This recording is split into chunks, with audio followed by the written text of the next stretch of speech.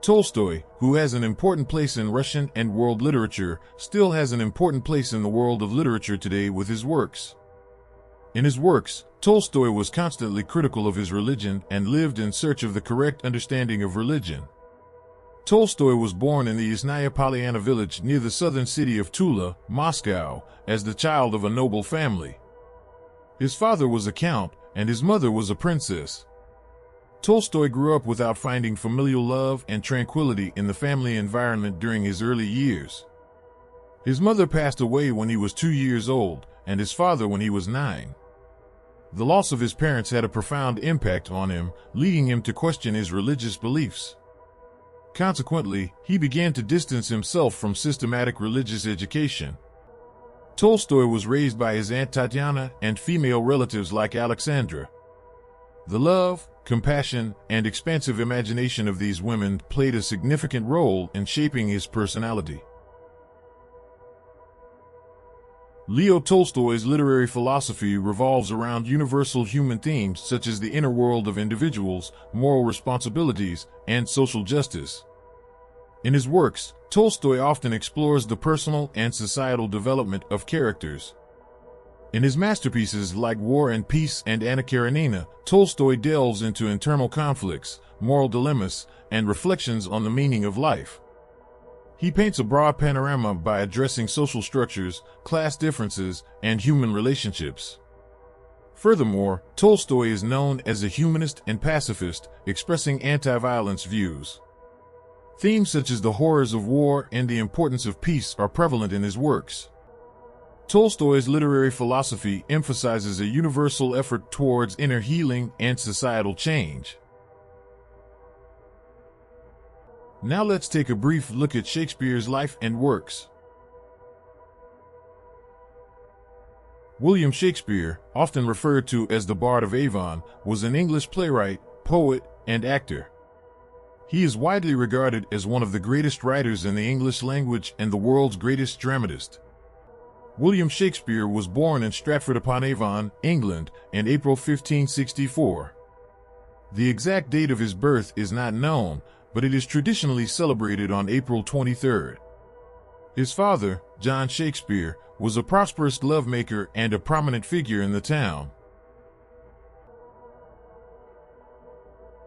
By the early 1590s, Shakespeare had established himself as an actor and playwright in London. He became a member of the Lord Chamberlain's Men, a playing company that later became the King's Men under James I. Shakespeare's career as a playwright flourished during the Elizabethan and Jacobean eras. Shakespeare's works have had a profound and enduring impact on literature, drama, and the arts.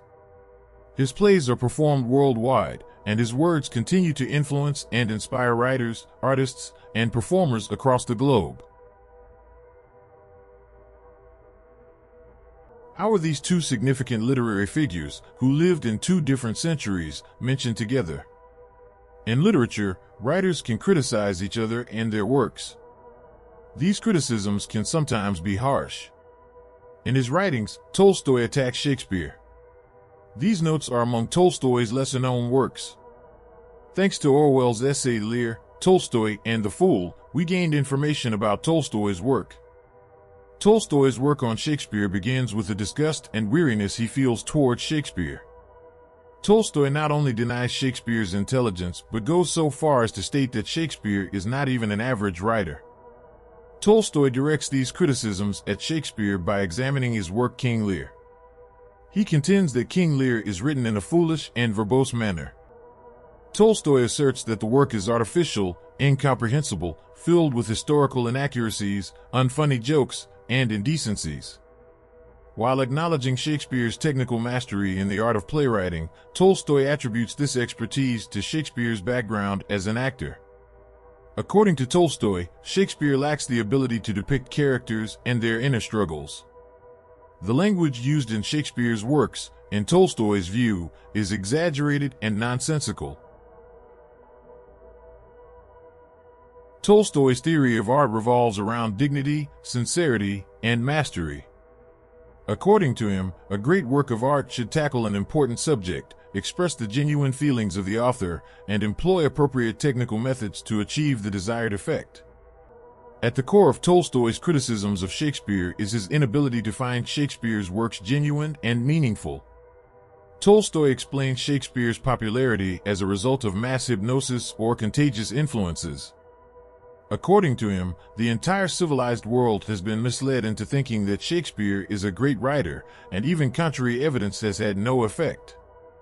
The reason Shakespeare's works continue to evoke admiration for an extended period, according to Tolstoy, is their alignment with the lifestyles of the upper classes in both Shakespeare's and Tolstoy's time, which were not in harmony with religious principles. Additionally, Tolstoy attributes Shakespeare's fame to the efforts of a German professor in the late 18th century. This professor worked to spread Shakespeare's fame in Europe, driven by the lack of a noteworthy German theater and the artificiality of French classical literature. Tolstoy argues that with the rise in popularity of Shakespeare's theatrical plays, the reputation of the theater itself has declined. According to him, the prevalent moral perspective has taken on a more corrupt nature. Orwell, on the other hand, describes Tolstoy's attacks on Shakespeare as worthless, hypocritical, and weak arguments. It can be said that Tolstoy's criticisms of Shakespeare's King Lear are not impartial. Tolstoy seems to have altered or diverted the criticized sections. While expressing his criticisms, Tolstoy has made the subject complex and used language in an exaggerated manner. It is also worth noting that Tolstoy's various accusations against Shakespeare contradict each other. For instance, he claims that Shakespeare is insincere and only writes his works for entertainment purposes. However, Shakespeare expresses his own thoughts through the mouths of the characters he creates. Shakespeare's beloved status can be attributed significantly to the style of language and verbal musicality employed in his works, aspects that Tolstoy seems to overlook. Tolstoy appears to object to the inconsistencies, plot intricacies, and exaggerated language in Shakespeare's works, but underlying these objections is a tendency and enthusiasm for portraying the course of life rather than deriving pleasure from it. Tolstoy lacks the patience to deal with a complex, detailed, and nonlinear writer like Shakespeare, reacting more like an irritable old man weary of a noisy child. Attempting to behave like a sage, Tolstoy falls short of achieving true enlightenment. His literary criteria are more concerned with the afterlife. In Tolstoy's view, the enlightened individual seeks to bring an end to earthly life rather than improve it, replacing it with another world. The fundamental motivation behind Tolstoy's criticisms of Shakespeare is rooted in Shakespeare's more worldly approach to literature. This perspective may be difficult for authors like Tolstoy, who are detached from worldly life, to comprehend. In essence, Tolstoy attacks Shakespeare with the logic of a religious figure, condemning him. However, Shakespeare's literature continues to be loved and read by people today.